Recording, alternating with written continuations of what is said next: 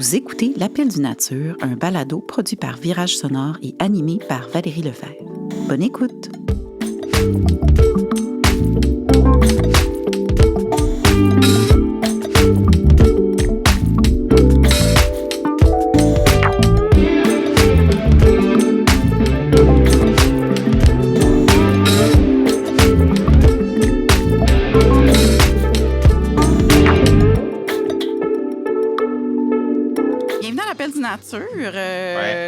Tommy Dion, le cuisinomane, une personne que je suis depuis plusieurs années, puis comme je te disais plus tôt, je trouvais ça super intéressant de te recevoir parce que moi, je suis tes posts, je sais où est-ce que tu vas manger, je me fie sur tes critiques. En plus, je t'ai rencontré avant qu'on se rencontre aujourd'hui. Ouais. Puis, j'ai eu le temps, en fait, de te parler, de te connaître un peu plus et de voir à quel point tu es rigoureux, précis, que tu fais des recherches. Et moi, ça a ajouté de la valeur sur, en fait, ce que je lis, que tu fais et ce que tu publies. Ça fait vraiment plaisir. Merci beaucoup pour l'invitation, là, vraiment. Puis en plus, on est dans la nature. On est ailleurs, on n'est même pas en studio. J'adore. Ben oui, c'est ça. C'est vraiment un épisode spécial qu'on fait pour l'été, puis qu'on va suivre tes recommandations et en même temps ton parcours en parallèle. Ouais. Donc, on a choisi le 20-20-20. En fait, tu as choisi le 20-20-20. Ouais. Parce qu'on va faire un petit parcours, on va visiter 3 adresses, puis là, on a commencé avec le 20-20-20 parce que, tu sais, moi, dans la vie, autant j'intellectualise énormément la nourriture. Tu sais, ceux qui me connaissent, ceux qui me lisent, ceux qui m'écoutent, savent que j'ai une rigueur scientifique. Tout ce qui a part à la nourriture, je donne ça de par mon background scientifique. Mais autant, comme je disais, j'ai une rigueur scientifique. J'intellectualise la nourriture, autant c'est tout le contraire pour le vin. J'aime pas intellectualiser le vin. Mais j'ai une question, si tu t'intellectualises pas, comment tu le vis, le vin? Comment tu le ressens? Comment tu... Le moment présent, je trouve que intellectualiser, ça rend les choses trop sérieuses. Puis le vin, pour moi, oui, c'est sérieux, mais le vin, tu veux boire, tu as du plaisir, c'est un agrément. Et puis au 20-20-20, qui est ouvert il y a plus de 5 ans, une des raisons pourquoi ça m'a accroché, c'est que comment ils catégorisent leur carte des vins. On voit ici minéral, soif, vedette, punk, joufflu. Donc ça, c'est un bon indice ils s'amusent.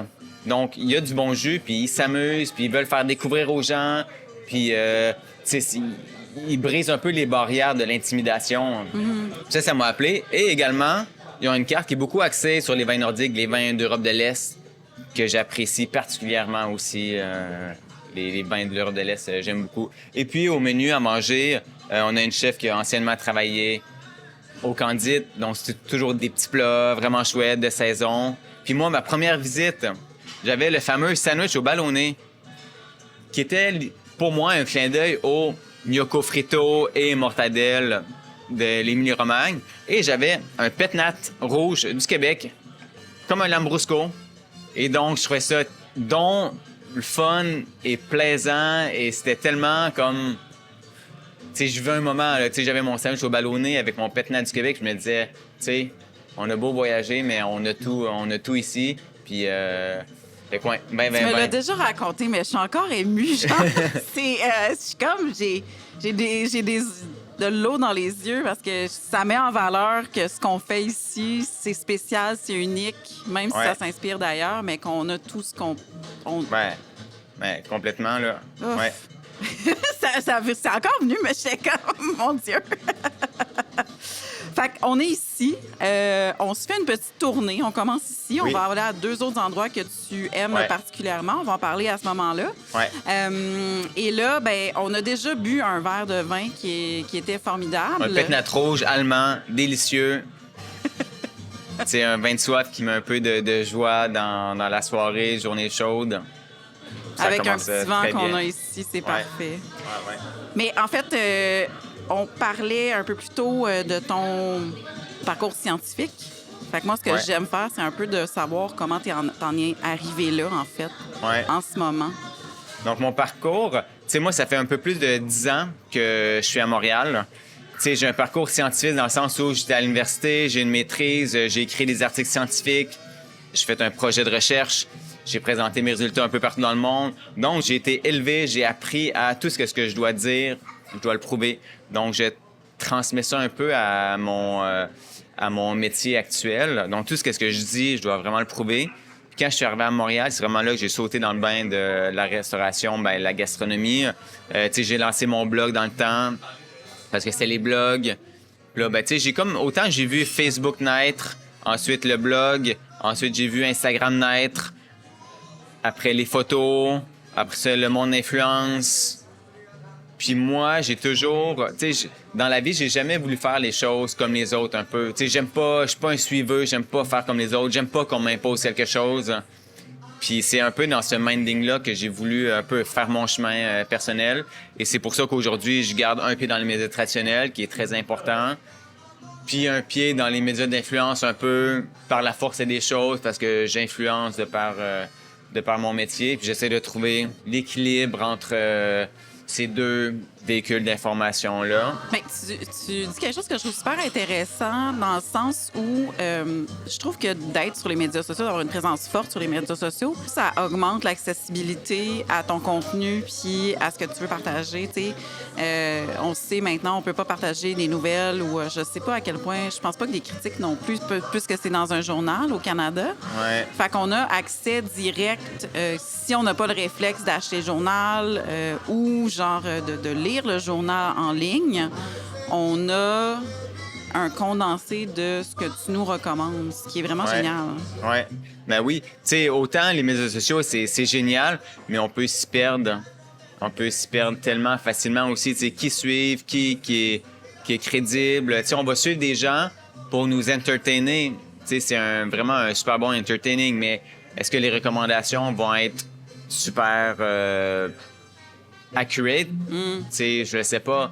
Et moi, j'essaie de trouver un moyen de faire mon chemin là-dedans. En plus, le contenu que je fais, c'est pas le contenu qui va être viral, qui est vraiment tape à l'œil, tu sais, parce que j'haïs ça.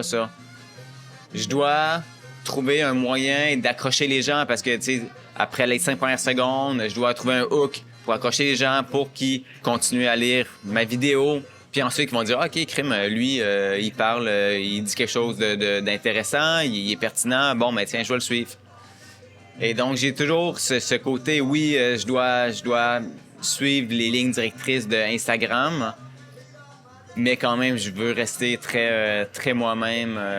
Et donc, je suis un peu dans ce ballon-là. Cette bataille interne. Ouais, cette bataille interne. Puis, tu sais, je milite aussi pour le métier critique qui est en voie de disparition, vraiment, quand partout dans le monde, la critique a une raison d'être, la critique, elle est lue, elle est respectée. Tu sais, dans toutes les grandes villes, tu sais, New York, elle est même à Ottawa, tu sais, Toronto, Washington, tu sais, il y a la critique qui est là. Puis au Québec, ben la critique attend à mourir. Tu sais, il y a Iris et Eve dans la presse qui font un super travail, mais c'est une critique aux 2 semaines.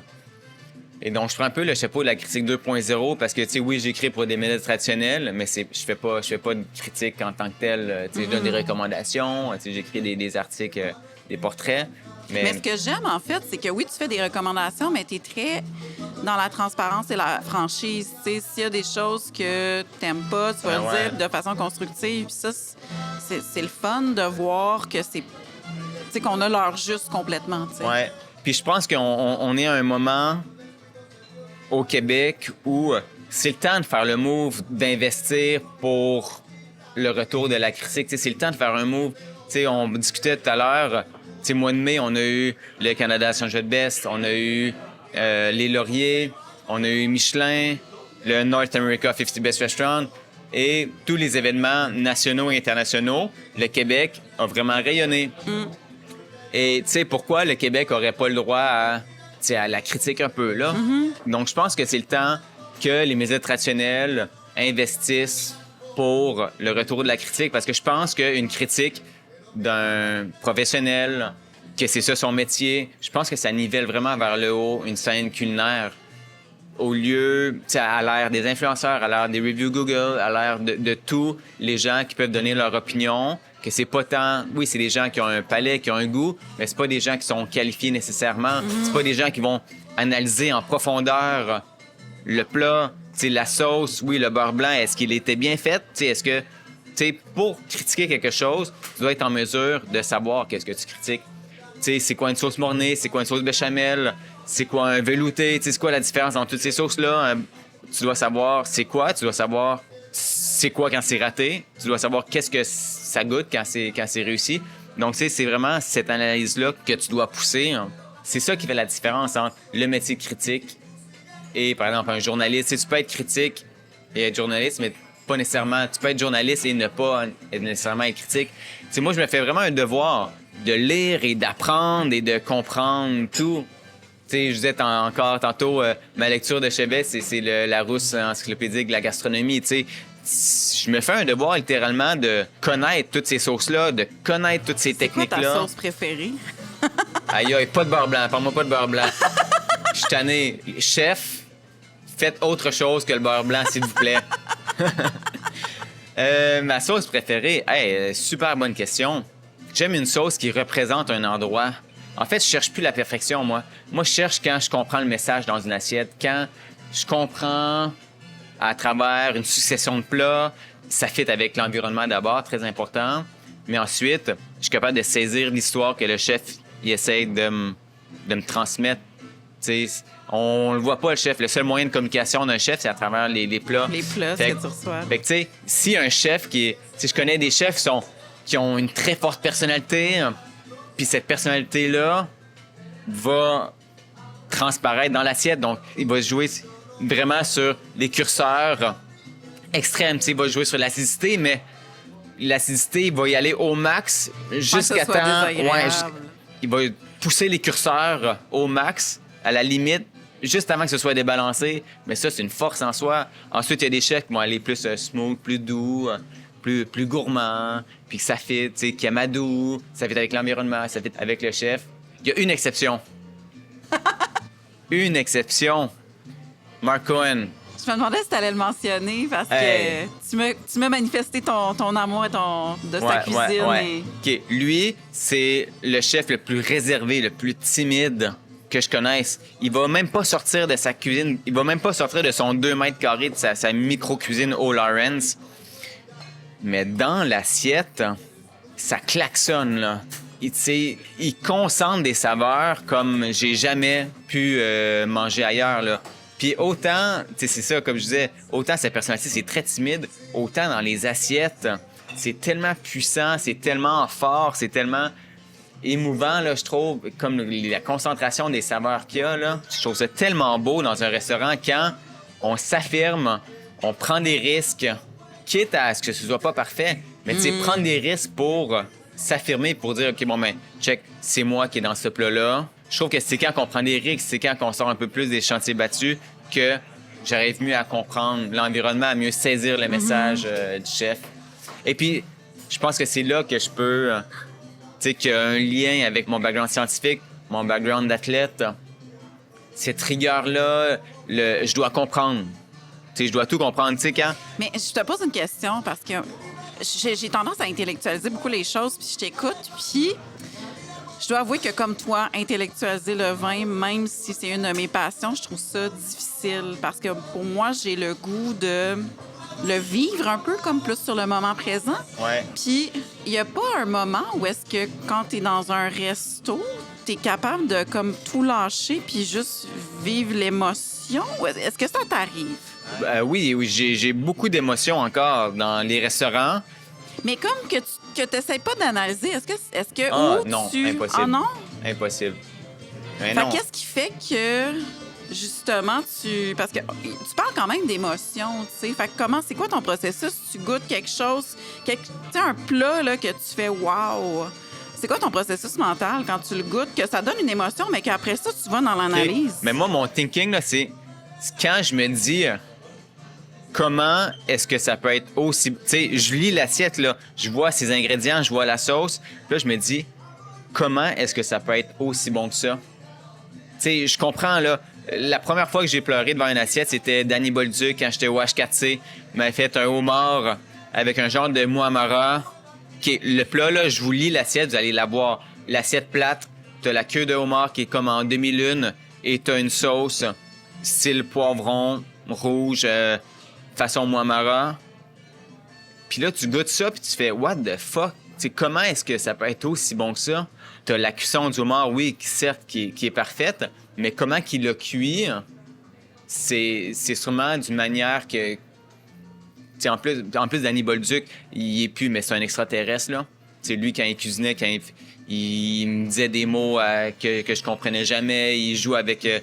il faisait beaucoup de cryoconcentration, de fermentation. Puis, c'est vraiment, vraiment un ultra geek. Et donc, c'est justement quand un plat, je lis l'assiette, OK, oui, ça va être bon, je comprends. Puis que en bouche, tu comprends pas comment ça peut être bon, ça. Ou quand tu vois une combinaison d'ingrédients, c'est à la mode un peu il y a 10 ans, 5-10 ans, tu sais, des chefs qui étaient wild puis qui mettaient qui faisaient des combinaisons d'ingrédients funky puis que c'était cool puis que ça devait être bon. Puis là, mais quand cette combinaison-là marche vraiment, ça aussi, c'est spectaculaire. Mais tu sais, ouais, comme... Puis là, après ça, genre, là, t'as eu ton émotion. Est-ce que tu te demandes, genre... Puis là, je veux comprendre, là. Ouais, c'est ça. Ben oui. Ben oui, mais ça, là, je veux comprendre. Là, je pose des questions. Puis j'essaie de décortiquer. Mais tu sais, c'est ça qui est beau aussi de la cuisine. Tu sais, le métier, c'est vraiment un dévouement, là. C'est être chef, là. C'est arriver à un plat aussi exceptionnel, c'est rare, là. Ça m'arrive peut-être, pour des dizaines de milliers de plats que je mange par année. C'est des grosses émotions, ça m'arrive peut-être 2-3 fois. Mais quand même, à quelques reprises, que je me dis pourquoi c'est bon, quand, techniquement, quand sur papier, ça résonne bizarre, puis qu'en bouche, c'est comme juste exceptionnel. Après ça, je me dis, est-ce que c'est un coup de chance ou est-ce que, comme au violon, sur le menu, c'était Zachary Cloutier, les amandes Marcona, il y avait Persimmon, coin. Ah oui. Tu lis ça, que ça va être pas plate, là, mais ça va être intéressant. Mais c'est une combinaison classique, selon moi. Ouais. Mais comment qu'il faisait, puis comment que ça l'arrivait, puis comment que ça résonnait en bouche, c'était exceptionnel, là. Puis là, il me dit qu'il avait utilisé, oui, il y a une huile d'olive d'exception. Il y a sûrement, peut-être qu'il compressait ses coins, parce que j'essaie de la refaire à la maison, tu sais. C'est ça, je me demandais, est-ce que tu essaies de refaire les recettes? Pas toujours. Mais tu sais, des fois, des combinaisons, je fais « Ah, ouais, c'est wise, parce que... » Et donc, j'essaie de la reproduire. Puis, tu sais, le coin, il a clairement fait quelque chose avec le coin parce que... Tu sais, donc, des fois, c'est des combinaisons de même aussi qui m'allument. Je fais « Wow, OK, on est vraiment... » Ou bien, il m'avait servi le plat le plus pauvre de l'Italie, là, comme avec des fèves, là, comme des... celles qui comme des pâtes aux haricots, là. Ouais. Ah, mais c'est tellement bon, là. C'est tellement bon. Mais tu sais, Moccione, comment il fait ses ragoûts, ses émotions, le par-dessus émotions. Tu sais, on voit qu'il y a de l'amour, on voit qu'il y a de la passion. C'est tellement hot, là. Ouais. Donc, on va prendre le petit plat homard. Oui. C'est homard asperge. On est mois de juin, c'est maintenant ou jamais. Ouais.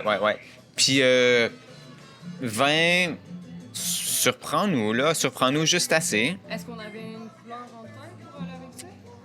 Ben non. Justement, ça fait également partie de la surprise. Je pense que ça peut faire partie de la surprise. Ouais, ça peut faire partie de la surprise, là. Ouais. Deux options, puis on fait ça. Tu sais, tout a l'air bon. Tu sais, j'adore cette carte de vin-là. C'est un beau problème, quand même. Ouais. D'avoir trop de belles options. Puis ce qui est le fun aussi, c'est qu'elle change constamment. Ouais. En plus, vous avez Exactement. du changement de carte. Moi, ça me fascine à chaque fois qu'il y a des pauses que la carte des vins est changée, mais constamment. C'est... Merci. Ouais, j'adore. Donc, tu sais, on te voit dans plusieurs restaurants par semaine. Puis moi, je l'ai posé offline et encore plus tôt aujourd'hui. Est-ce que tu cuisines? Bien sûr. Moi, je pense que pour avoir l'audace de critiquer des plats, la moindre des choses, c'est que tu es capable de cuisiner. Non, tu vas pas être capable de reproduire des plats, là. Mais tu dois être capable de cuisiner. Tu dois connaître les bases, tu dois... Tu sais, je m'entraîne aussi, là. Je m'entraîne à cuisiner. Tu sais, je dois connaître comment tu fais une bonne sauce, comment tu fais les bonnes cuissons. Quand tu cuisines, tu arrives à une meilleure compréhension que quand tu cuisines pas. Et donc, oui, je cuisine quand je mange à la maison. Quand je mange à la maison, j'adore cuisiner. Tu sais, je suis pas chef, Mais ça m'est arrivé à quelques reprises de troquer ma plume pour un couteau de chef pour cuisiner avec des chefs invités à certains moments. Et une petite anecdote, j'avais fait un chef invité au Québec Club, restaurant maintenant étoilé Oui. à Québec, il y a peut-être 3 ans. Donc, j'avais fait comme 3 soirées chef invité. J'avais adoré. Lors de leur 5e anniversaire, ils m'ont dit hey, on aimerait t'inviter pour cuisiner un plat à notre souper 5e anniversaire. Donc, ils avaient loué le Grand Marché de Québec. Puis, ils avaient fait une grande table parce que le Québec Club, c'est une table de 10 personnes. Fait qu'ils m'ont dit hey, ben, on aimerait t'inviter que tu cuisines pour notre 5e anniversaire. Fait que là, moi, ni une, deux, ben, clairement, là, j'adore. Fait que là, peut-être 2 semaines après, ils me disent On va goûter du vin. on va goûter du vin avant. Donc, la première bouteille ici, la cuvée Riesling de Péri Naturel, sur un millésime 2023. Très, très beau domaine situé dans le Nahe, en Allemagne. Dans ce cas-ci, on est vraiment sur un assemblage à la fois des vieilles barriques et de l'inox. Puis on va avoir un beau travail sur lit. Dans le fond, ça a été laissé sur lit jusqu'à temps qu'on les mette en bouteille. Puis on a vraiment un côté très primaire, un peu, si je peux dire ça, du Riesling. C'est très un peu coquillage, minéral, ça a une belle fraîcheur. Pour aller justement avec asperges et homard, à mon sens, ça serait tout indiqué. À l'odeur, là, wow, c'est tellement bon. Après, ce qui est bien avec le vin, c'est qu'il y a un côté, c'est sûr, intellectuel au truc. Là, on veut mettre ça dans le technique et tout, puis se la Mais t'as les marqueurs, ouais. Mais au T'as les final, faut y aller marqueurs avec du l'émotion, Riesling, là. ouais. C'est ça, les vins nature aussi. C'est juste des vins d'émotion. Est-ce que ça te plaît ou non, sans avoir à penser à ce qu'il y a autour. Là. Ouais. Fait que ça, moi, vraiment, Péri Naturel, tout ce qu'ils font, pour moi, c'est un hit. C'est délicieux. Sinon, en Italie, en Campanie, fait que plus vers le sud, c'est par le domaine Gismondi. Cette fois-ci, c'est une macération de 2 semaines, donc quand même assez prolongée. On a de la Malvasia et du Trebbiano.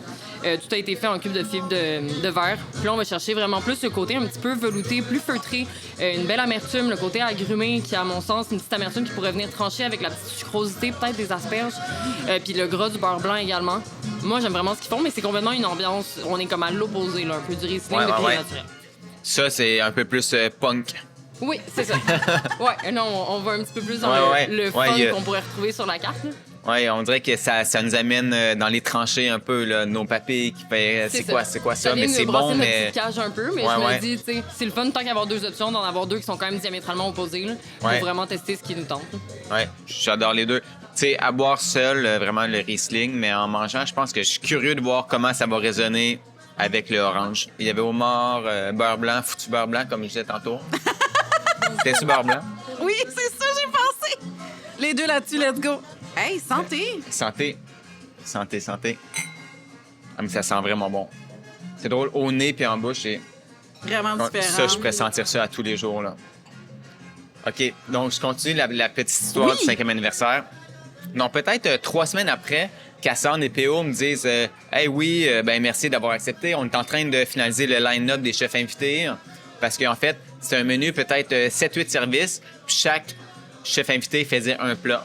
Mais moi, tu sais, j'étais occupé, je m'étais pas posé de questions. Tu sais, j'avais accepté, puis je savais pas c'est pour combien de personnes non plus. Fait que là, ils me disent, OK, bon, ben, ça va être pour 70 personnes. Je fais, oh, wow, OK. Donc là, je dis, ben ouais, j'ai dit oui, j'ai pas le choix. Là, après ça, 3 semaines après, ils m'envoient le line-up des chefs. Fait que les chefs, c'est Antonin Mousseau, un chef du Luxembourg qui a gagné meilleur restaurant végétarien au monde. Il y avait Raphaël Vézina. Il y avait Normand qui a gagné l'étoile Michelin. Henri Mouski, non? Oui, le Narval. OK, Normand ouais, c'est du ça, Narval. OK. Il y avait-tu Sami Benabed? Oui, il y avait Sami Benabed. Tu sais, il y avait tous les kingpins du Québec. Puis il y avait moi, le petit gars. Fait que là, je dis, OK, bon, ben, j'ai pas le choix. Ça va être un gros défi. Là, pour ça, il tirait au sort qui faisait quel service. Sais-tu qu'est-ce que je faisais comme service? Ah. Je faisais le plat principal poisson. Oh mon Dieu! Antonin Mousseau faisait le pré-dessert. Sami Benabed faisait les mignardises. Puis moi, je faisais le plat principal poisson. Fait que là, j'ai peut-être pas dormi pendant 2 nuits. Puis là, on était au mois d'août en ce moment-là.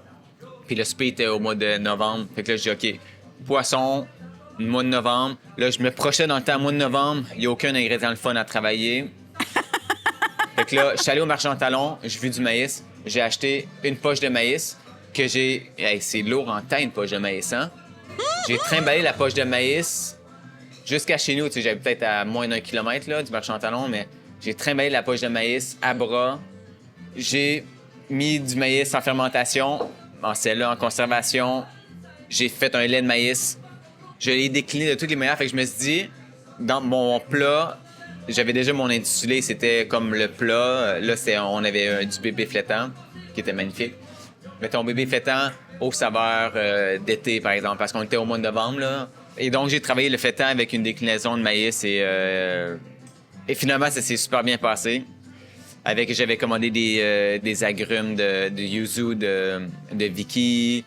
Fait que j'avais vraiment travaillé maïs, yuzu. Tu peux me rappeler la ferme, le nom de la ferme? Est-ce que tu te rappelles? Vaillancourt, au citrus. Ouais, c'est ça, citrus, ouais. voilà.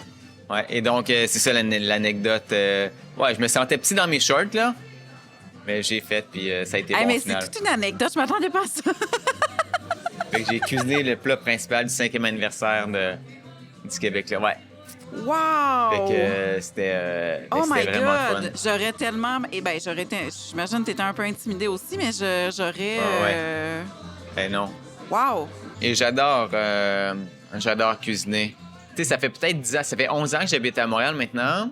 Tu sais, j'ai changé de carrière il y a 12 ans quand j'ai déménagé à Montréal, mais tu sais, j'ai fait tous les métiers aussi dans un resto. Tu sais, j'ai travaillé, j'étais en cuisine. Tu sais, j'étais pas chef, mais j'étais en cuisine. J'ai vu comment ça se passait.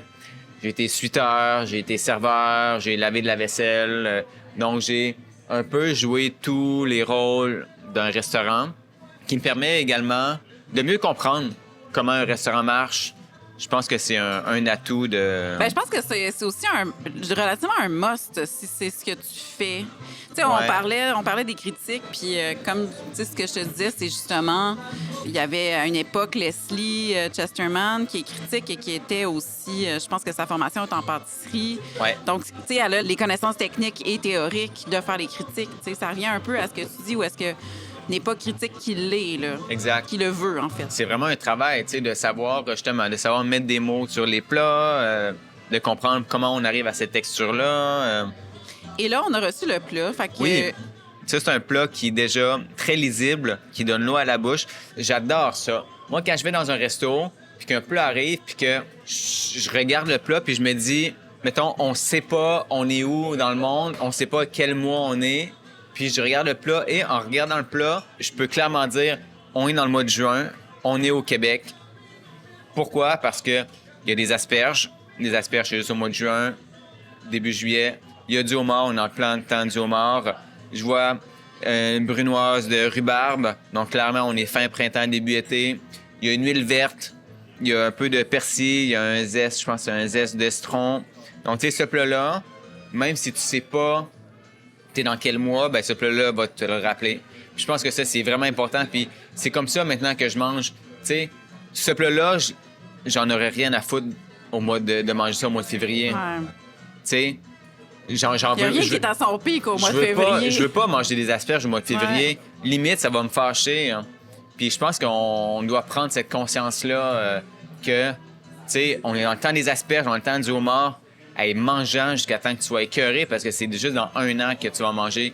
Puis va pas en acheter à l'épicerie, ça sert à rien parce que ça va juste te mettre amer parce qu'ils sont pas bonnes. Tu sais? Et donc c'est beau ce plat-là. C'est très alléchant. Il y a un peu de caviar de Mujol, persil, puis un autre beurre blanc. Je pense que moi, je déposerais le micro pour manger. Parce qu'on a encore d'autres stops à faire. Alors, mangeons et puis on va s'en aller ailleurs après. Parfait. À tantôt. Tantôt. Alors, on a pris une petite marche. On a débriefé ton voyage à la Nouvelle-Orléans et on est à un de mes endroits préférés à Montréal.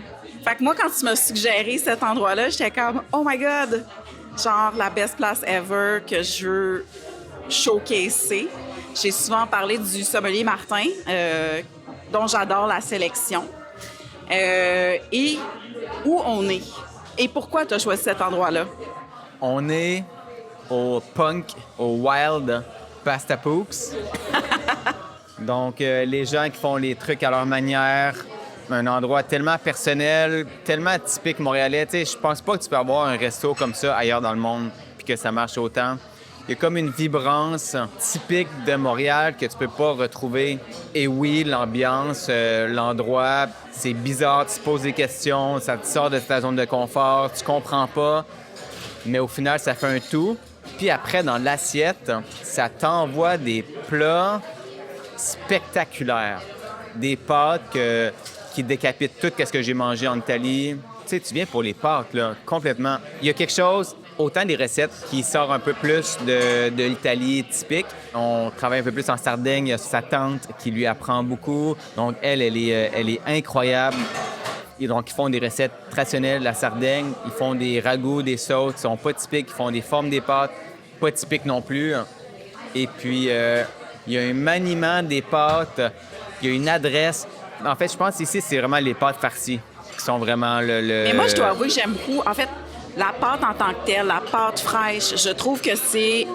Puis moi, j'ai habité en Italie, je veux dire, là, c'est la meilleure pâte que j'ai jamais mangée de ma vie. Fait que juste ça... Moi, l'autre chose que j'aime, c'est la sélection de vins. T'as des classiques, des choses que Martin a mis en garde. J'ai découvert des vins ici, genre l'année passée, j'avais pas commandé en importation privée depuis plusieurs années. Et puis, j'ai goûté, c'était terrien, importé par Jack de Glou. Je les ai contactés, j'ai acheté la dernière caisse. C'est ce que je dis, la sélection de Martin me pète tout le temps dans la gueule. On a goûté à ce qu'on boit avant de commencer à enregistrer, puis j'étais comme... C'est bien trop bon, ça. C'est bien trop bon. Tout est bon. Donc oui, comme tu dis, et moi, je suis venu avant même que ça l'ouvre, puis je suis venu à quelques reprises, puis j'ai vu la carte des vins évoluer, puis à chaque fois qu'elle évoluait dans mes cordes. Tu sais, là, en ce moment, je viens de lire la carte des vins, et là encore... vraiment évolué depuis ma dernière fois. Ça fait peut-être un mois que je suis venu, un mois et demi. Et puis là, tu sais quoi? Là, je suis parti sur une passe vin italien un peu plus classique, vin de Jura, puis comme 75 % de la carte, c'est vin italien, vin Jura. Et donc, la carte des vins m'appelle énormément. Là, il nous a servi... Ben voilà. Il nous a servi la cuvée nature de Yann Durman. Donc, tous les meilleurs raisins, Gewürztraminer, Riesling... Et c'est absolument délicieux. Quand je suis venu cet hiver, ils nous avaient servi également Carfagna Vignaioli, qui est absolument spectaculaire. Mais sinon, j'ai redécouvert Foradori. Oui! Ben oui, ça, j'ai redécouvert au GIA. Et je sais pas s'ils en ont ici. Mais tu sais, là, je suis comme dans un mot très vin italien, un peu plus, tu sais, des OG. Vin de Jura. Droit, J'ai vu même qu'il y avait Jura sur le menu, il y avait Pierre Aubernois. Tu sais, fait que je suis vraiment... Puis là, cet hiver, j'avais acheté une caisse au BMT, à BMT de Jura, Domaine de la Pinte. Ah oui! Donc, le Domaine de la Pinte, son savagnin spectaculaire, son pulsar, qualité-prix tellement bon. Fait que je suis comme cet hiver, j'ai bu beaucoup de Jura, j'ai bu beaucoup de Mais Pierre. c'est comme réconfortant pour l'hiver, je trouve. Ouais. Et également, cet hiver, j'ai découvert, je pense que c'est la première fois que je buvais ça de ma vie, shame on me peut-être, mais Roignan. Comme j'ai bu peut-être 4-5 différentes cuvées de Roignan. Il y avait les Languet, Pira, le Barolo, Barbaresco.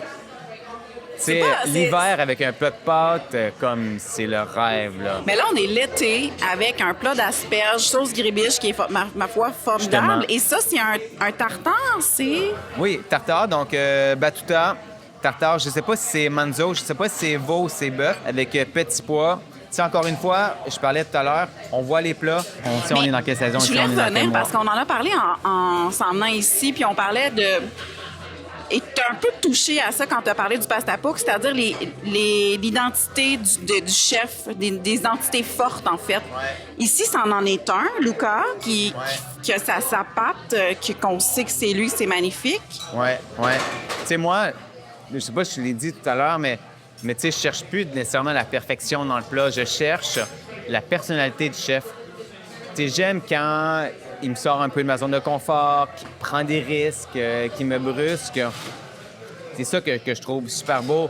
Tu sais, John Mark Cohen du Lawrence, Sean Murray Smith de l'île flottante, qui est le seul chef au monde qui me donne mal à la tête. Parce que c'est le seul chef qui est capable de mettre 10 ingrédients dans la même assiette puis que ça marche. T'sais, aucun ingrédient superflu. Chaque ingrédient a sa raison d'être. sais, Massimo Piedimonte au Cabaret d'Enfer, il y a une personnalité forte, c'est plat, c'est des concentrations de saveurs. Simon Matisse au Master, il y a une personnalité. Donc, c'est ça qui est vraiment beau, là. Ici, tu sais, Luca, c'est le king des pâtes. On va pas se cacher. Moi, ce qui là. me déstabilise, c'est à quel point je veux toujours revenir, là, à quel point je suis addict. Mais c'est des plats hyper réconfortants, je trouve. Tu sais, c'est... Il y a quelque chose de, pas familial, mais de retour à... Ça nous berce. Tu sais, je vois, genre, la sauce Gribiche en ce moment qui est parfaite. Ouais, littéralement. Tu sais, c'est un petit lit d'asperges. C'est magnifique. Ouais. C'est drôle parce que Passapo, ils ont été dans le top 10 meilleurs nouveaux restaurants au Canada par Air Canada. Je pense qu'ils ont été 6 ou 7. Et c'est vraiment drôle parce que, par exemple, tu as un ami ultra épicurien qui fait juste des étoilés Michelin dans le monde puis qui te dit « Hey, je vais manger où? » Ou bien qui regarde la liste Canada meilleurs nouveaux restaurants. Je vais aller manger au numéro 6 meilleurs nouveaux restaurants. Puis il tombe ici et il va-tu prendre une claque d'en face un peu? Il va se dire...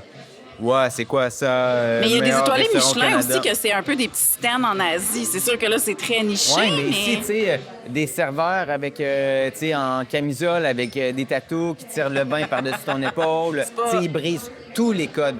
T'as un code, tac, ils le brisent. En même temps, la beauté, c'est que ça marche, c'est que ça fit.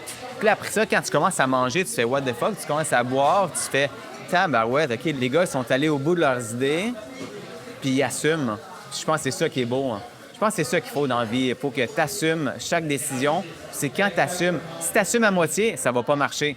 C'est mort.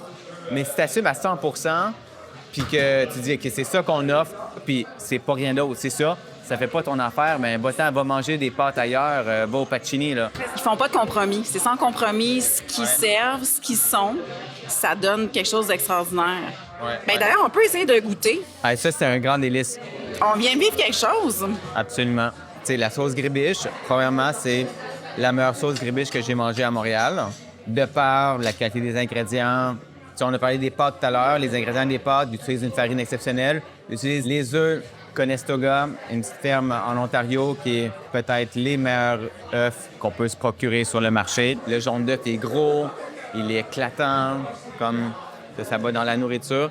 Et puis ici, la sauce Gribiche que j'ai aimée, c'est qu'elle était pas du côté runny, pas lousse, mais du côté ferme, qu'on fait sentir. Il y avait les jaunes d'œufs qui étaient smashés, qui étaient battus, mais on avait quand même cette texture-là qui ajoutait un peu de l'onctuosité, du côté crémeux. Il y avait une belle acidité qui venait faire vivre justement ce plat-là.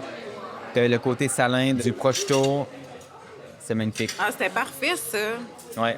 Puis aussi, il nous a emmené le tartare de bœuf que j'ai aimé beaucoup parce que le tartare de bœuf, il essaie pas d'imiter le tartare de bœuf français. C'était un tartare de bœuf italien que des Français vont dire « Oh, il est fade, il goûte rien ». Mais non, c'est un tartare de bœuf italien. Tu sais, un tartare de bœuf italien, là, c'est du bœuf cru puis sel poivre d'assiette. Mais là, il y a des petits pois, il y a un petit peu d'oignon, il était super bien assaisonné, il y avait une belle vibrance côté jus de citron. Tu sais, il était pur italien, mais il était goûtu, il était super bien équilibré, tu sais, il était pur, mais c'est ça la cuisine italienne, c'est la pureté. Ouais. C'est ce qu'on expérience ici en ce moment. Ouais. Mais pendant notre petite pause, on parlait justement de que tu fais la cuisine à la maison, puis parfois ta conjointe dit « Ah, ben tu sais, c'est presque mieux à la maison ou mieux à la maison. » Mais je pense que ce genre d'expérience-là ici, c'est très unique. Tu peux pas reproduire ça. C'est impossible.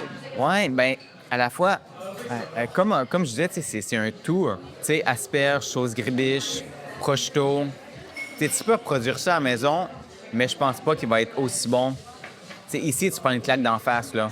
Comme là, tu sais, j'ai pris une claque d'en face, puis là, ça va me donner mal à la tête parce que je pense pas que je vais être capable de reproduire ça à la maison. Tu sais, il y a la technique, puis il y a plein de subtilités. C'est plein de subtilités qui fait en sorte qu'au final, le tout, il est incroyable parce que la sauce Gribiche était spectaculaire, là. Ouais, tout était vraiment bon. Tu sais, moi, je te l'ai dit offline, la sauce Gribiche, c'est une sauce que j'essaie d'année en année à reproduire. C'est impossible. Et là, ben, c'est impossible. Je sais pas comment je pourrais atteindre Ça. Et puis, je trouvais ça intéressant comment tu le déconstruisais quand tu t'en parlais. Que justement, d'avoir les petits morceaux de jaune qui ajoutent la texture, etc. Fait que c'est le petit plus. Puis, tu sais, c'est pas fait au. C'est pas au robot, là. C'est pas, Non, c'est ça, c'est pas au Robocoupe, c'est vraiment à la main. Ouais. Fatto a mano. Non, tu sais, ça, eh bien, ils prennent pas de raccourcis, puis ça paraît. Hein. Tu sais, les restos qui prennent des raccourcis, c'est meilleur quand je mange à la maison. Tu sais, puis les restos qui prennent pas de raccourcis, ça se ressent, là.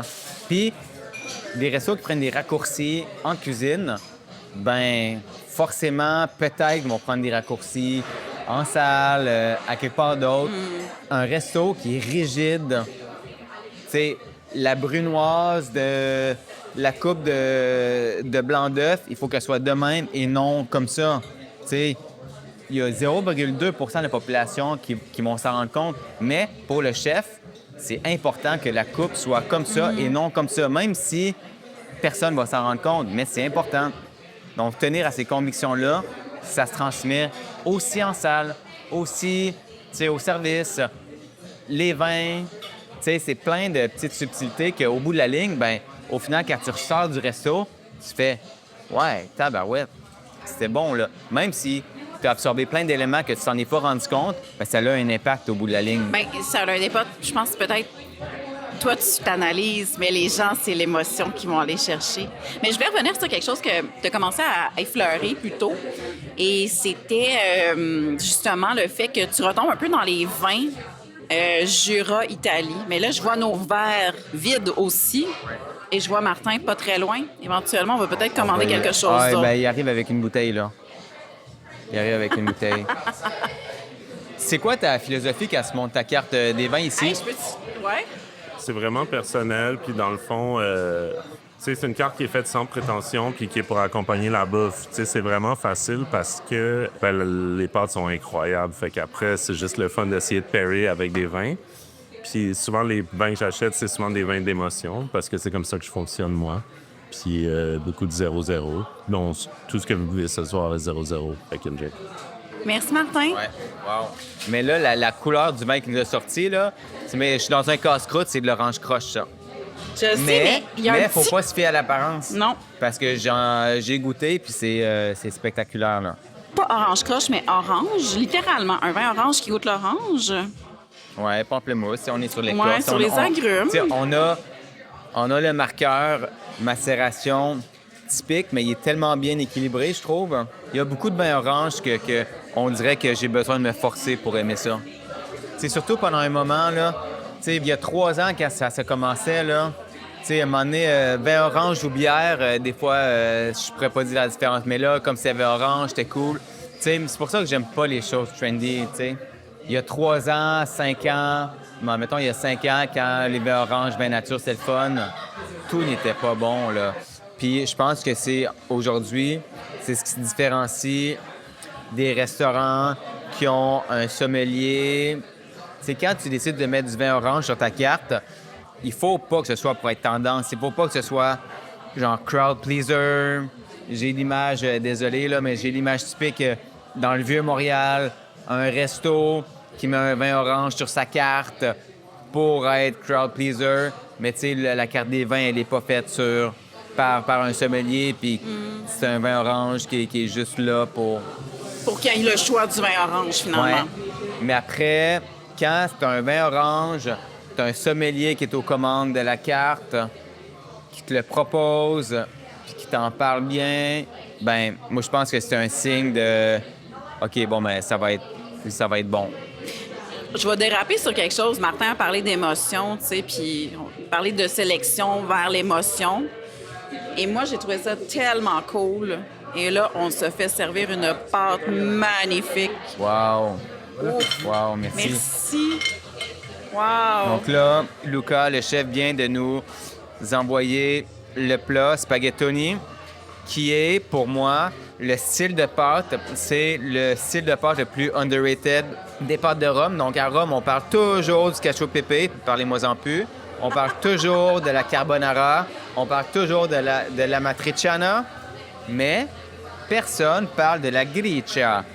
Et la gricia, c'est le meilleur des mondes. Imaginez cacio e pepe, qu'on est tanné, mais t'ajoutes les lardons de guanciale croustillants de la carbonara. Donc, c'est le mariage parfait entre la carbonara et là, j'ai une draft de fromage qui était assez spectaculaire. Donc, c'est le mix parfait Les entre... manger, les amis, il faut pas les regarder. Hein? Exactement. Absolument, c'est moi qui dis ça. Ça le fait dire. Il faut le manger, il faut pas le regarder. Donc, la gricia, qui est bref, le mélange parfait entre la carbonara et le cacio e pepe. Et c'est ce qu'on va attaquer avec spaghettoni, des beaux morceaux de lardon. Bon appétit. Bon appétit.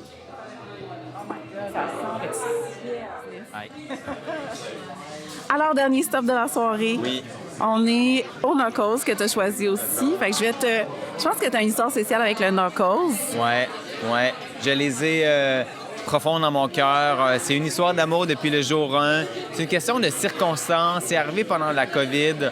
À ce moment-là, je couvrais toutes les ouvertures de restaurants pour le Time Out.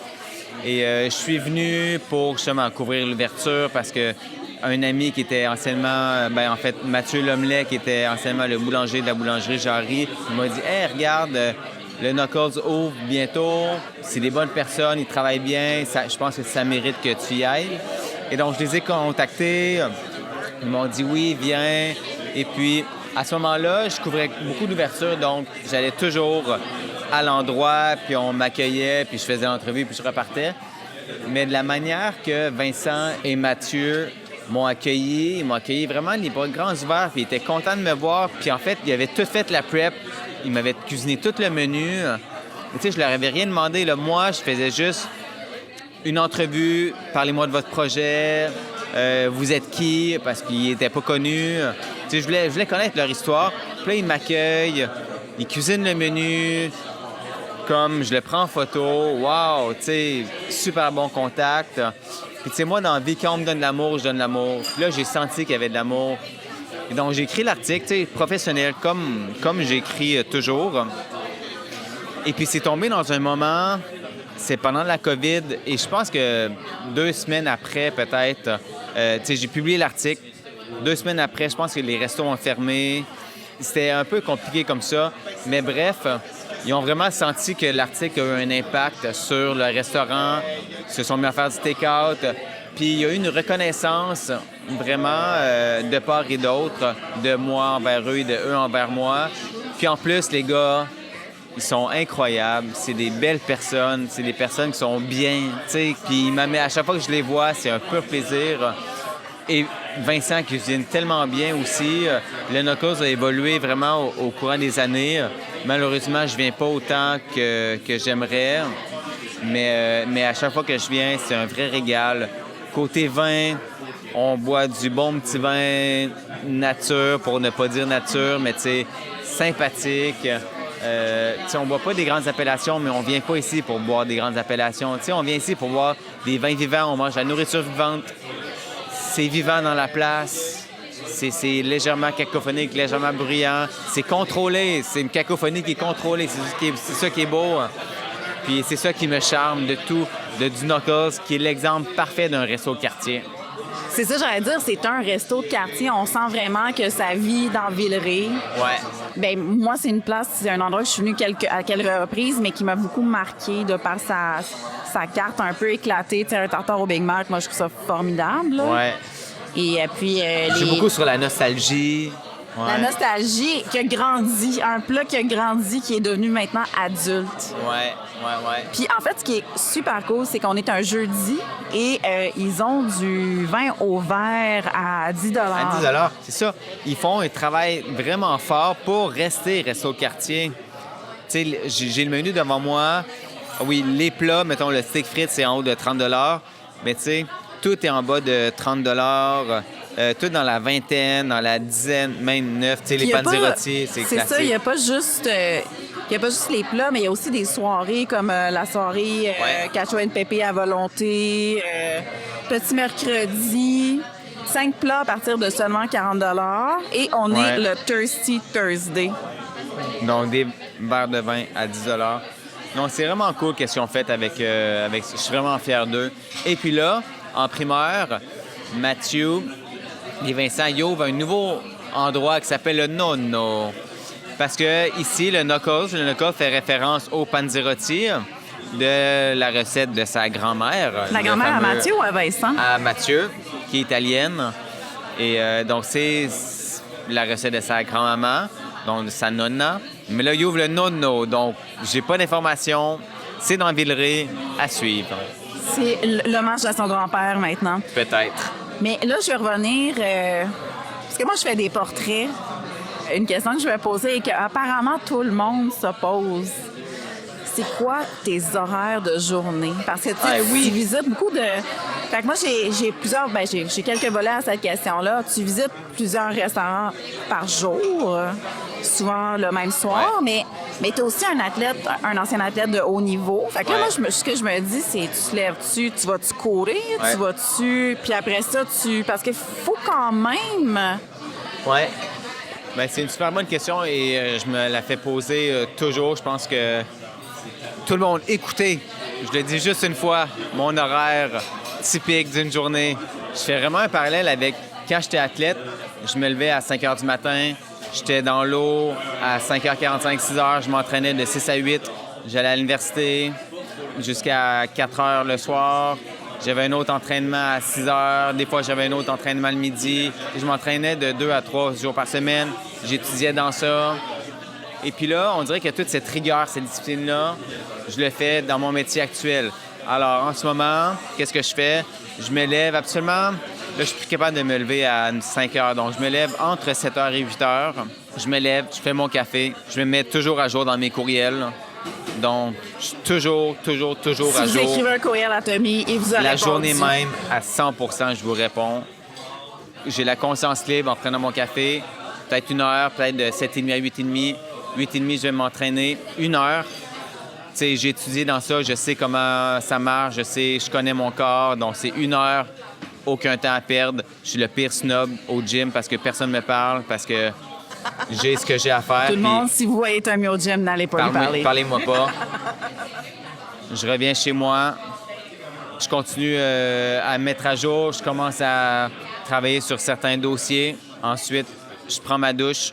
En après-midi, je pars marcher, puis j'erre de café en café. Donc, en après-midi, je prends une marche, peut-être de 30 à 40 minutes. Je m'en vais dans un café, je m'installe pendant... Est-ce que c'est des nouveaux cafés à découvrir ou... Oui et non. Tu sais, je reste à l'affût de tout ce qui se passe aussi côté café. Mais donc, j'ai mes cafés, j'ai mes petits spots favoris où travailler. Donc, je m'installe dans un café, par exemple, de 1h30 jusqu'à 5 h. Et c'est là que, absolument, c'est en après-midi que j'écris, que je rédige. Je mets mon cerveau en mode rédaction. Souvent, le choix de mon café va être dépendant de quel resto je vais le soir. Si le resto est au centre-ville, je vais aller dans un café près du centre-ville. S'il est dans Westmount, je vais aller près de Westmount. Donc, je travaille jusqu'à 5 ou 6 heures, dépendamment de ma réservation est à quelle heure. Tout de suite après, je vais au resto, donc 6 à 9. Je reviens à la maison à 9h30. Je réponds encore à mes courriels si j'en ai d'autres. Je prends des notes qui sont frais dans ma mémoire. Puis je me couche entre 10 et 11. Et là, pendant toute la nuit, je pense au resto que j'ai fait. Pourquoi il a fait ça? Pourquoi il a pas fait ça? Pourquoi c'était bon? Pourquoi c'était pas bon? Qu'est-ce qu'il aurait dû faire? Qu'est-ce que je vais écrire? Comment je pourrais l'amener? Si je fais une vidéo, comment je pourrais faire la vidéo? Fait que là, je pense, là, je me réveille. Fait qu'au final, ouais, c'est ça. Je me sens bien dans ça. Tu sais, quand tu trouves un équilibre dans ta vie et que tu te sens bien dans ta forme de routine, je pense que c'est important de... Mais ce qui s'en dégage, c'est que, tu sais, on regarde sur les réseaux sociaux, t'es dans des cafés, t'es dans des restaurants, mais c'est quelque chose qui est très... tu sais, on parle de rigueur avec toi depuis 4 heures aujourd'hui, mais c'est quelque chose qui est très routinier puis qui... C'est pas all over the place, tu fais le party, c'est que tu travailles et que tu n'arrêtes pas, tu sais. Ouais. Et ce serait très, très, très facile, bien, comme les chefs, comme les gens de l'industrie de la restauration, de faire la fête à tous les soirs puis de trop boire. Mais je peux pas me permettre de... Tu sais, ce soir, on est ici, je peux pas me permettre de boire une bouteille de vin parce que je sais que demain, je vais visiter 2 restos, puis je sais que je dois être en forme quand je vais être à ces restos-là parce que, tu sais, je peux pas me permettre de cumuler de la fatigue pour ne pas être en forme à un resto. Tu sais, j'ai un peu ce devoir-là aussi que, tu sais, c'est la modération. Je préfère la qualité que la quantité. Tu me dis que tu as découvert les vins du Jura, de l'Italie, que tu avais une passion un peu nouvelle là-dessus. Est-ce que tu peux m'en parler? Comment ça s'est passé? Est-ce que tu as eu comme un flash justement dans un resto, une bouteille qui t'ont compte ouvert? Comment Ouais. ça s'est... Bien, c'est une succession d'événements qui se ressemblaient tous un à l'autre. Je te dirais que ça a commencé au Raw Wine. J'ai bu des spectaculaires vins d'Italie et Domaine de la Pinte du Jura, de BMT, Bulle-Moussanin qui avait un stand là, m'a fait goûter les vins du Jura. Quelques semaines après, je faisais un traiteur à la maison. J'en fais rarement, mais là, ça donnait que je faisais un chef à la maison. Et je devais choisir des vins, donc j'ai décidé d'acheter une caisse de Domaine de la Pinte du Jura. Donc, il y avait du Savagnin, Poulsard, Chardot, qui était magnifique, tellement bon. Donc, j'ai construit mon menu autour de ça un petit peu. Et donc, c'est ce qui m'a remis un peu le nez dans les Jura. Ensuite, c'est par différents événements de la vie. Des gens me parlent du Jura, on me sert du Jura ici, là. Puis je me délecte, là. C'est tellement des vins qui sont juteux, qui sont pleins de personnalité. J'adore. Et côté vin italien, ça aussi, encore une fois, c'est un peu une succession d'événements. Une de mes belles découvertes de 2025, ça a été le Capello, Place Ville-Marie, qui était un super resto italien. C'est le chef Gary et chef Camilo également, qui a aidé pendant comme 6 mois l'ouverture. Camilo de anciennement Menu Extra. Alors, c'était une super belle découverte. Et à cette soirée-là, j'avais pris une bouteille de Roigna, le Languet de Roigna. Rapport qualité-prix, je pense que cette année, j'ai pas bu meilleur, là. C'est tellement bon. Roigna, c'est une grande maison, mais le Languet, qui est une cuvée, je pense, plutôt pas dans les Pas bas de centaines. gamme, mais gamme médium, quoi? Ouais, comme médium, comme mi-gamme. Et c'était tellement bon. Et avec les plats de pâtes, avec tous les plats qui étaient parfaitement exécutés, ça avait été tellement délicieux. Quelques semaines après, je vais dans un autre resto et on me sert un autre Roigna, le Pirat, que ça c'était vraiment au vert et il y avait le Coravin. Alors, j'ai goûté ça. Et une autre fois au Moccione, qui est mon resto italien préféré à Montréal. Ouais, pas gêné de le dire du tout. Et au Moccione, avec des amis, on a pris une belle bouteille de Roigna aussi. Je pense que c'est le Barolo. Donc, c'est ça, tu sais, l'histoire. Et ensuite, pendant Montréal en Lumière, je suis allé au GIA et il y avait leur événement, c'était avec un chef. Il y avait une maison de nord de l'Italie qui était invitée et il y avait Foradori. Donc, c'est une déclinaison. C'est toute la Corse, c'est toute Foradori. Et c'est délicieux. Donc, je sais pas, 2025-2026, ça a été tout Jura, tout italien, tout délicieux. Et il y a eu également une petite parenthèse de Pierre Frick. Hey, je pense que c'est ici que j'ai bu mon premier Pierre Frick parce qu'ici, ils font affaire beaucoup avec Primavin. Et c'est Primavin qui importe Pierre Frick. Et ça a été méga coup de cœur. Donc, vin d'Alsace, j'aime énormément aussi. Ben, tu sais, comme on a discuté au 2020, les vins d'Europe de l'Est, je sais pas, il y a une fraîcheur, il y a une vibrance que je vois aussi dans les vins du Québec aussi. Et une de mes premières fois, j'étais assis juste ici avec Steve au séjour, qui s'était pointé en plein milieu d'une soirée. Je le connaissais même pas. Donc, on a passé toute la soirée ensemble. On a discuté. C'est Steve, on connaît Steve. On adore Steve. Homme incroyable. D'une générosité imparable. Tellement passionné. On a passé une soirée magnifique ensemble, ici.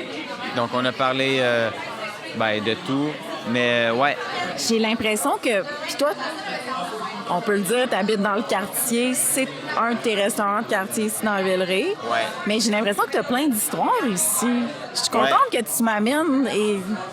Ouais. Un peu chez toi, finalement, ouais. J'ai même fait un souper, chef invité il y a quelques années. Il m'avait invité Avant, c'était juste la moitié. Ils ont rénové, ils ont pris possession. Avant, c'était un peu comme le Mont-Lapin a fait. Donc là, ils ont rénové, ils ont agrandi. Et puis, dans les débuts, j'avais justement fait un pop-up, une soirée, menu dégustation, Tommy Dion, le cuisinoman, chef invité. C'était mi-juillet, puis moi, toi aussi, on capote sur les asperges. Et donc, c'était la fin des asperges. Donc, le souper, c'était Ultimus Asparagus. Et c'est un menu dégustation tout asperges. Donc, il y a une belle histoire d'amour entre moi, Vincent et Mathieu. C'est des gens tellement généreux, puis... Mais c'est magnifique. Je suis très contente qu'on finisse ici sur une soirée avec du vin abordable. Où est-ce que tu as goûté du vin qui t'a marqué? Ouais. Puis c'est drôle, tu sais. Je pense que c'est la fin logique de notre petite soirée. Oui, parce qu'on a discuté d'autres endroits, puis tu sais, tu m'avais parlé, je pense que ça serait le fun qu'on les nomme, du Cicchetti aussi, mais c'était comme un peu comme hors de notre parcours. Ouais. En tout cas, il fallait qu'on fasse des choix aussi. Cicchetti, histoire d'amour aussi. C'est là que j'ai amené Myriam dans l'une des premières soirées. J'ai amené ici aussi Myriam au Knuckles. En fait, OK, je l'ai dit à presque personne. C'est ce soir que je me confesse. La soirée avec Myriam, ma conjointe, que j'ai fiancée à Parcelles, chez Dominique. La soirée que ça s'est passé, l'apéro au Cicchetti avec Negroni, sandwich pas de croûte et souper au Knuckles. Oh my God! Ouais. Oh! On était assis au bar juste là et Vincent et Mathieu ont pris soin de nous. Puis... T'as des étoiles dans les yeux quand tu parles de ça. Ouais, ça a été une des soirées. Et une autre soirée, parce qu'il y en a eu quelques-unes, mais une autre soirée encore plus jeune. En fait, la première soirée qu'on s'est rencontrés, moi et Myriam, on est allé voir mon meilleur ami Rémi Lemieux, le chef qui était à ce moment-là chef du Nomi, qui s'apprête à ouvrir son restaurant dans quelques semaines. Mais on est allé le voir au Nomi. Puis Rémi, c'est un être aussi incroyable. Il ouvre le grand comité et le petit comité. Grand comité et petit comité, quelque part en fin juin. Et donc, allez le voir aussi. Rémi Lemieux, c'est une personne que j'aime beaucoup aussi. Et ça a été un acteur principal dans le rôle de la séduction avec Myriam. Je pose la même question à tous mes invités. S'il y a un vin que tu as bu dans les derniers mois qui t'a marqué, puis là, tu nous en as nommé plein. Fait que je sais pas s'il y en avait un là-dedans qui a été plus éclatant ou c'était pas mal tes grosses découvertes. Tu sais, un vin, c'est bon, mais c'est le contexte qui fait la force d'un vin. Et puis, le Roigna Languet au Capello, j'étais avec des gens super bien entourés. Cette soirée-là, ça coulait bien, tout était bon, les gens étaient beaux. Tu sais, c'était une super belle soirée. Ensuite, le Roigna Barolo au Mochone. Mochone, 100% des soirées au Mochone, c'est des soirées parfaites. Donc, il reste ceux-là. Et également, Domaine de la Pinte, Jura, avec le chef invité que j'avais fait, le chef traiteur à la maison. Je suis une personne que j'apprécie énormément, qui est pas un mentor, mais que je respecte au plus haut point, qui est une belle motivation pour moi quand je le vois. Et donc, quand il m'avait demandé pour cuisiner pour son chum, pour son anniversaire, c'est un honneur. Comme j'ai quasiment pleuré quand il m'a demandé. Tu as parlé de mentor, puis j'aime aussi demander la question à mes invités. Quelles ont été les rencontres marquantes? Puis, tu sais, je sais que tu as eu beaucoup de rencontres marquantes en gastronomie, puis je me demande, au niveau du vin... Oui, mais c'est drôle parce que mon mentor, la personne qui m'a le plus inspiré, c'est une sommité vin que pratiquement tout le monde connaît. C'est François Chartier. Oh boy! François Chartier, il m'a énormément inspiré. Autant, il y a tellement une connexion entre moi et lui. Tu sais, sa philosophie, c'est un scientifique, c'est un geek. Et moi, quand je l'ai rencontré, quand sa science aromatique, les molécules, les arômes, j'ai tout de suite fait le lien avec mon background également. Et donc, ça a tout de suite cliqué. Puis là, quand on a discuté, il était tellement généreux, il était tellement ouvert. Puis il m'a laissé la place, il m'a ouvert la porte. Comme j'ai travaillé avec lui à quelques reprises à Bouffon Montréal, dans le temps, au Festival Juste pour rire. Je travaillais pour lui, je versais ses vins au kiosque François Chartier de Bouffon Montréal. Quand il a déménagé à Barcelone, j'étais allé le voir. On est allé à Édigma ensemble de Ferran et Albert Adria. Wow! Il y a eu un énorme impact. Je ne sais pas s'il le sait. Je pense que oui, mais j'aimerais... Ouais. Je pense qu'il le sait un peu, mais il y a un énorme impact dans ma vie et même dans ma philosophie, même comment je pense, comment j'analyse. Tu sais, je me fie un peu à sa science aromatique. OK. Toutes les molécules. Pourquoi 2 ingrédients vont bien ensemble? C'est parce qu'ils ont des molécules qui sont similaires d'un ingrédient à l'autre. C'est pourquoi le curry et le sirop d'érable vont bien ensemble, c'est parce qu'ils partagent les mêmes molécules aromatiques. C'est toute une question de molécules aromatiques. Donc, pourquoi 2 ingrédients vont bien ensemble? Donc, tu sais, le poivre et la fraise, tu sais, c'est... Je trouve ça super intéressant que tu ramènes les molécules parce que en ce moment, moi, les gens avec qui je parle, personne ne parle de ça, mais les 2 seules personnes qui m'ont parlé de molécules dans les interviews que j'ai faites dans les derniers mois, c'était Joris et c'était Marco qui est au Point Fairmount, au service là-bas, puis qui est étudiant en parfumerie. OK, mais tu vois, le dada de François Chartier, c'est la parfumerie. C'est vraiment un fou des arômes, comme profondément geek des arômes, des molécules aromatiques. Puis lui, il a transmis toutes ses connaissances. Il a développé tout ça côté aliments. Je pense que c'est super intéressant de retourner à ça parce qu'à un moment donné, il était partout, François Chartier, là, beaucoup moins. Mais tu vois, tu piques ma curiosité d'aller lire ses ouvrages, en fait. Tu sais, sa carrière, là, littéralement, a explosé. Aussitôt qu'il a déménagé à Barcelone, il a fait des super projets avec notamment l'artiste peintre, j'oublie son nom. Il essaie de reproduire en arôme de l'art, comme qu'est-ce qu'une toile peut reproduire en arôme. Il va y aller avec les textures, dans les formes, dans les couleurs, dans les sensations. Qu'est-ce que ça peut reproduire côté en arôme. Et donc, c'est super fascinant. Là. Moi, ça, c'est un geekness que j'adore. Il y a un lien dans tout. Là. À la base, c'est pourquoi 2 ingrédients vont bien ensemble. Il y a une raison derrière. Là. Il y a une raison pourquoi on marie toujours, je sais pas, le beurre blanc avec du poisson. Il y a une raison derrière. Là. On arrive quand même à la fin. Oui, malheureusement. Moi, je suis contente, en fait, qu'on se soit assis ensemble, qu'on ait parlé, puis de voir la personne derrière les textes que je lis, les posts que je suis. Je trouve ça fascinant. Tu sais, le mot qu'on a dit, c'était souvent rigueur. Tout le travail, toute la discipline qu'il y a derrière ça, tout l'étude, en fait. Moi, c'est ce que je retiens beaucoup, en plus d'un plaisir et d'un amour de non seulement la gastronomie, mais le monde de la restauration au Québec. Ouais. Ce que je me demandais, c'est où est-ce qu'on peut te lire, te voir, te suivre? Bien, je pense que le meilleur moyen, c'est sur les réseaux sociaux, qui est le plus personnel. Le Cuisinomane sur Instagram. TikTok, je nourris mon fil TikTok, mais surtout sur Instagram là, et Facebook.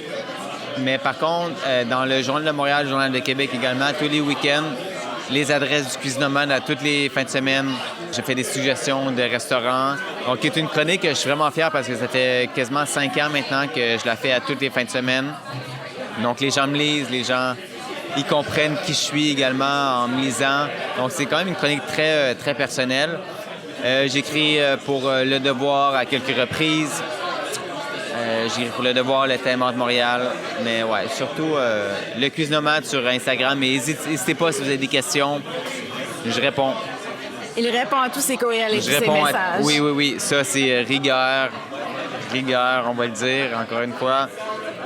Mais ouais. Hey, c'est un plaisir, Tommy. Merci. Oui, grand plaisir. Grand plaisir. Quelle soirée qui se poursuit avec un cru d'eau de thon tomate que Vincent a fait. Une de ses signatures, il aime beaucoup les sauces babeur. Il y a une petite sauce babeur ici. Ça va être délicieux, je n'ai aucun doute. Donc, 20-20-20, Passapaux, Knuckles. Merci pour votre générosité. Ils nous ont super bien accueillis. Ah, mon Dieu, c'est magnifique. C'est génial. Ouais. Mais merci pour ta générosité à toi aussi. Merci à toi, Valérie. Si tu souhaites nous soutenir et avoir accès aux épisodes de l'Appel du Nature 6 semaines d'avance, en plus d'avoir du contenu exclusif, je t'invite à t'abonner à notre plateforme Patreon dès maintenant. Appel du Nature sans espace.